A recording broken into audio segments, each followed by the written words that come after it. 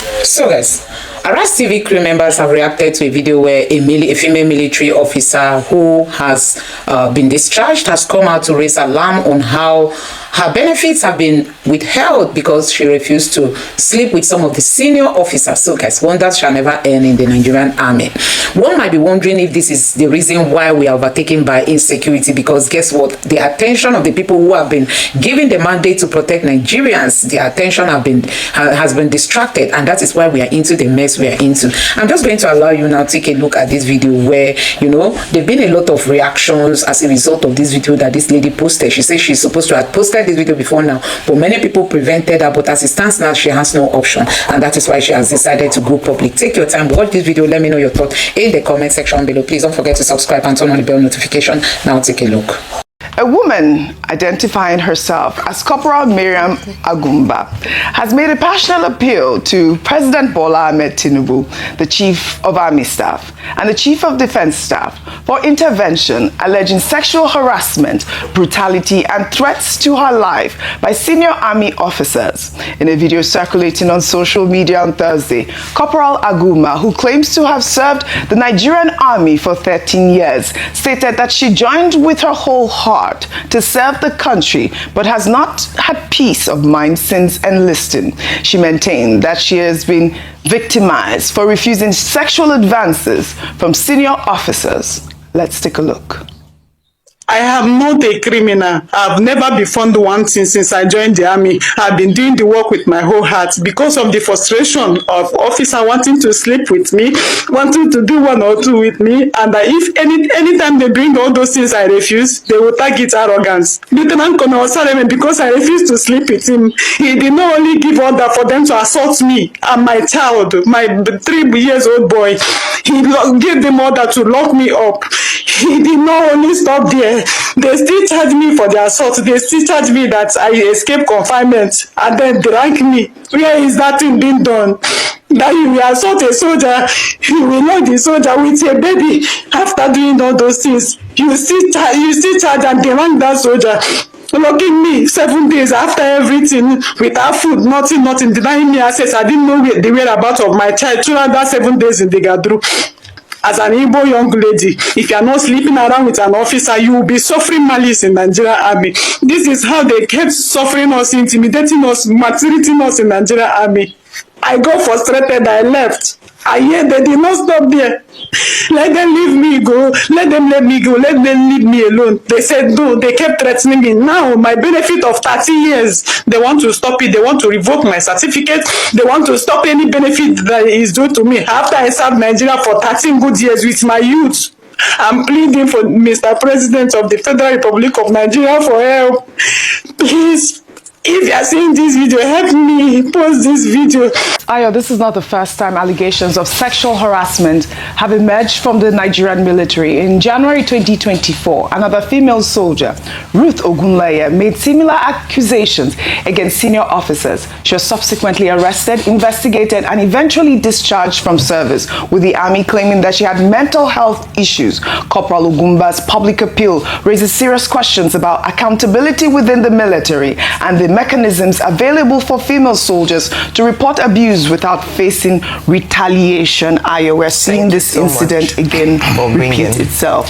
Corporal Ogumba has made these serious allegations. We're calling on the military. Thank you. I was going to actually also refer to ex-private Ruth Ogunleye because you brought it up on what's trending, and we called for an investigation, which was done. An investigation, as you already mentioned, discharged her, found her senior officer not guilty. She even mentioned names in the same way that Corporal Agumba has mentioned names. When you see another incident like this come up in less than maybe in 2 years, we then see that maybe we need to take a closer look at the rules of engagement in the army, especially with regards to protecting female officers.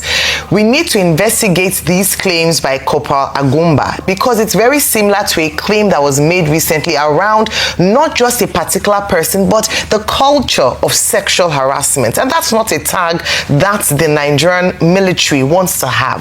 And so I believe that, yes, in trying to protect its name, protect the status of the military, we try to want to bury some stories. But I think it's even more important to protect women who, alongside the men, pay very huge sacrifices for the benefit of the nation. Women who can come out with their faces in full view, talk about allegations of sexual harassment, mention names, and truthfully, if we think about it, this is not far from the truth. It's not just in the military. In many organizations and in cultures around the nation, we see places where sexual harassment is not even properly defined. Some people will say, well, I'm just joking with you. What is wrong with you? Is it not just a joke? A lot of women experience this. And so it's not surprising to find out that in the military, it can occur. Yes. So what we're asking for now, and thanks for highlighting the story, is that can the military address this and even call for an inquiry that if there's any other woman, so we don't want to be seeing it every other year, that has been sexually harassed or intimidated by a senior officer or a colleague, should come forward and speak, and let there be actions meted out, because it doesn't look good at all for the military. And let me just say this on the final note, talking about her entitlement. Yes. Going back to the first story and tying into this, it just shows that when we talk about the military, we keep talking about the respect for the office, the respect for the authority imposed on them by the state. We must continue to push for this, whether you're male or female, whether spoken to by a civilian or another military officer. We must respect these people. We must respect the office as the authority of the state. Absolutely. I mean, these are serious, severe allegations made by Corporal Ogumba. We look forward to a response to those allegations that she's made from the military. In another development, Nigeria's Minister of Foreign Affairs, Yusuf Tuga, had a public exchange on X with TV host Piers Morgan after he demanded the full and unedited airing of his recent interview on Uncensored. In a post shared on X, Tuga said he appeared on the British broadcaster's flagship program to present what he described as a factual and contextual perspective on allegations of religious persecution in Nigeria. The minister stated that his explanations were supported by verifiable data, though they may not have conformed to certain preconceived views. He emphasized that for the sake of integrity and transparency, the full interview must be aired exactly as recorded, without edits or selective omissions. Piers Morgan, in responding to the minister's demand, stated that, "You seem to be panicking, Foreign Minister. Rest assured, we will air your comments in full. The show is called Uncensored for a reason. Whether people believe what you said remains to be seen." Well, in response, Yusuf Tuga wrote, "I am as cool as a cucumber, Mr. Morgan, and if I wasn't more equable, I would say you are flattering yourself, but I won't. Just want to make sure you don't edit out the parts where you kept referring to the Chibok boys. Well researched." Well, I look forward to this interview. As of now, the complete version of the interview has not been released on Piers Morgan Uncensored's official platform. But, you know, we got a response from the Foreign Ministry's office saying that Yusuf Tuga was actually responding to the guest who had called him a liar on set. So it wasn't like he felt uncomfortable. He was actually responding to the guest to make sure that Piers Morgan air the whole show. I mean, Piers Morgan said it's called Uncensored for a reason, so I highly doubt that he would, clip it out. But meanwhile, controversial Islamic cleric Sheikh Ahmad Gumi has accused some Christian groups in Nigeria's Middle Belt of staging fake mass killings to fabricate a genocide narrative. In a statement shared on his verified Facebook page, Gumi claimed that a doctor informed him that certain groups are burying empty coffins and recording the process as if real victims were killed to push the narrative of a Christian genocide. Gumi wrote on Facebook, "A doctor wrote me, do you know that some Middle Belt Christian groups are now staging fake mass killings? They are burying empty coffins and recording the process as if real victims were killed just to push the narrative of a Christian genocide. This is desperation at its peak. A disgrace, manipulating information just to provoke hatred and international sympathy." I mean, Gumi further described the genocide allegations as part of what he called a well-orchestrated plan to attack Sharia law and fuel Islamophobia. He urged President Bola Ahmed Tinubu to summon the U.S. ambassador and demand an official retraction of Trump's threat or consider severing diplomatic ties with the United States. However, Northern Can President John Hayab has dismissed Gumi's claims, accusing the cleric of lying and manipulation. Rufai, I mean, I'd like for you to tie in both stories. First, you know, the comment from Yusuf Tuga, and also, I mean, this is a serious allegation made by Sheikh Ahmad Gumi. Please, with due respect, I must have to beg. It's not that hard to tell the truth. There's Christian genocide. People like Sheikh Gumi, from saying that Muslims are being killed, Christians are being killed, now they are trying to deny the corpses of people that died. And I have actually seen videos, Rufai, I'm sorry I'm interrupting you on this one, about the coffins. I have seen open coffins of entire family members, babies, all Christians, being buried. It has now shown that it's a propaganda people are trying to play. Yeah. But you see, in life, you will be judged by what you did. And we should be careful. Sheikh Gumi, in his propagandish nature, is now saying that these killings never happened, by saying that some of the coffins, or by saying that somebody sent him a message that some of the coffins are not what? That you don't have people in them. He's not going to deny the fact that we're going to say it again, and they might not like it. I don't want to be popular. I want to stand in justice. At all times. There's Christian genocide in Nigeria, and please, let's find a way to solve it. Let's not do this propaganda. Let's not pit people against each other, and let's not deny the killings and the pains of Christians. We have to say things the way they are so that the government will solve this problem. The first approach the government took showed that they wanted to go the line of changing the narrative, which was wrong. Nobody's saying anything to spite anybody.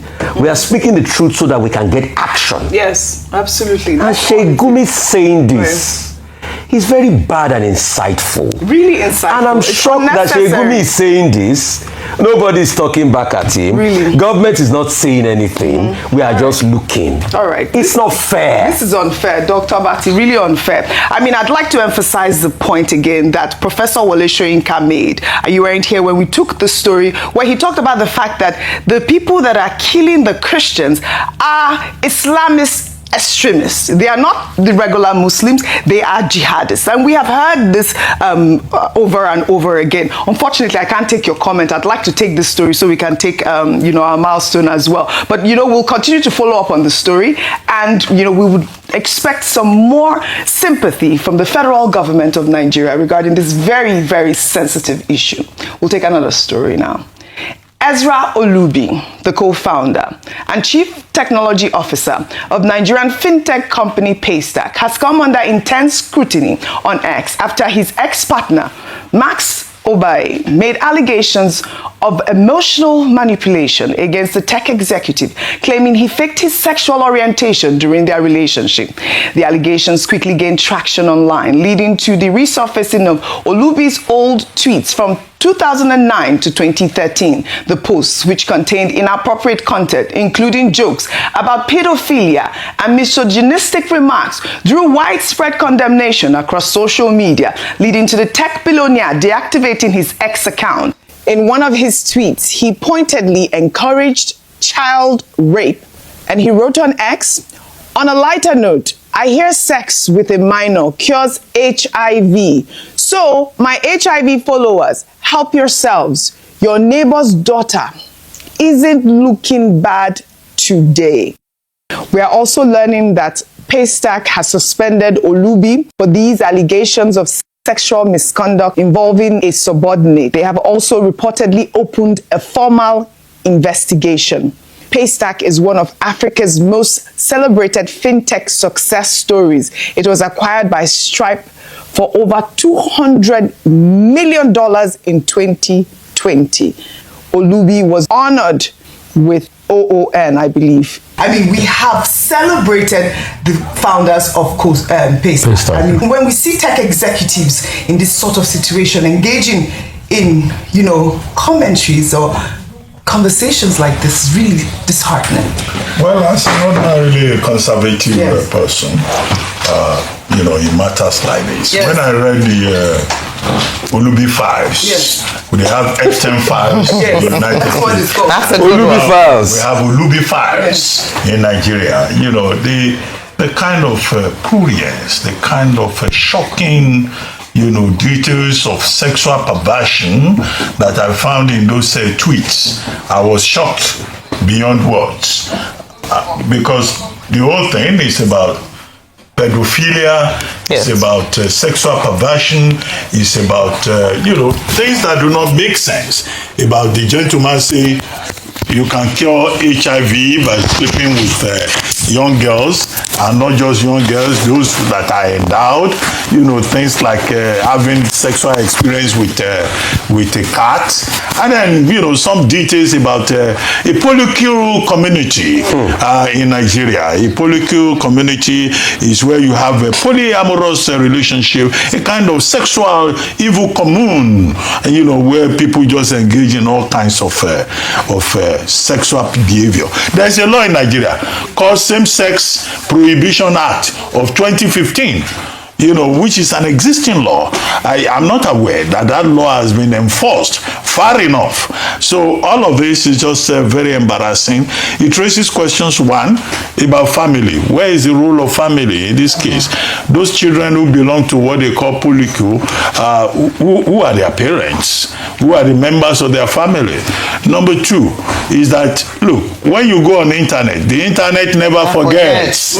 So because all of this was pulled out from past tweets by the particular fellow. The third point, of course, is that the Paystar company, in order to defend its own integrity, has now suspended the fellow. I think this must be investigated, not just by the company, but also by the authorities, because we have laws. We have laws that frown against, perversion. To go back to the Sheikh Gumi story, I think Sheikh Gumi is insensitive. What he has said is irresponsible. It amounts to dancing on the grave of persons who lost their beloved relatives. And I think that it should be called to order. It's in Turkey, we're told. It should be called to order by the Nigerian government. When he steps back into this country, he should be invited for questioning and warned not to incite violence, because no country can survive religious war. So guys, let's quickly take a look at this headline here that says kidnappers demand 150 million naira for 6 abducted directors of Ministry of Defense. That is what is happening. These kidnappers were said to have abducted some people who are from the Ministry of Defense. They went to Abuja for promotional exam, and on their way coming home, they were picked up by these terrorists. And now the terrorists are demanding for 150 million naira for them to be released. Now, let's see how some Nigerians are reacting. This person here say, Nigerian government has been negotiating with terrorists since arrival of APC. So let them go and negotiate with their kidnappers. It won't be different this time around. And this other person here say, imagine 6 directors of Ministry of Defense are kidnapped. Really? What will a common civilian do in this case? If top officials from Ministry of Defense can be kidnapped, this is beyond embarrassing. Another person here say, the Defense Ministry should start press conference and beg the kidnappers to please release their hostages, since it's all they know how to do. Press conference every day. This person say, hand don't they touch everybody. They've taken the poor, they've taken the middle class. Now they are taking officials. No one is safe. The anarchy they cultivated in the villages has finally arrived at the government doorstep. And this person say, coming attraction movie, irony. It's ironic the directors of Ministry of Defense in charge of ensuring security, protection of Nigerians and Nigerians from external and internal aggression, terrorism and banditry are being held by kidnappers. And this person say, where are the terrorist sympathizers? I thought this everywhere is safe. If Defense Ministry cannot defend its workers, how much more ordinary citizens? These people are so bold to do whatever they like in this decaying country called Nigeria. Government keep denying all is well. And this person here says, we are making mistakes by revealing the identity of the victims of kidnappers while they are still in captivity. This is giving the criminals power to request request huge sum of money, knowing fully well that the victims are VIPs. And this one says, where are those shouting Nigeria is a sovereign nation? How can directors in the Ministry of Defense be kidnapped? Where is the world? Where in the world is this acceptable? The Nigerian government cannot rescue these directors. What is if the Nigerian government cannot rescue these directors? What is the fate of a common man? And this person, I hope in this comment section and everyone sees this post can now understand that the consequences of bad governance and a dysfunction do not discriminate. Bad governance and dysfunction do not discriminate. So guys, let me know your thoughts in the comment section below as Nigerians lament over the kidnap of officials from the Ministry of Defense by these terrorists in the north. Let me know your thoughts in the comment section below now. Thank you.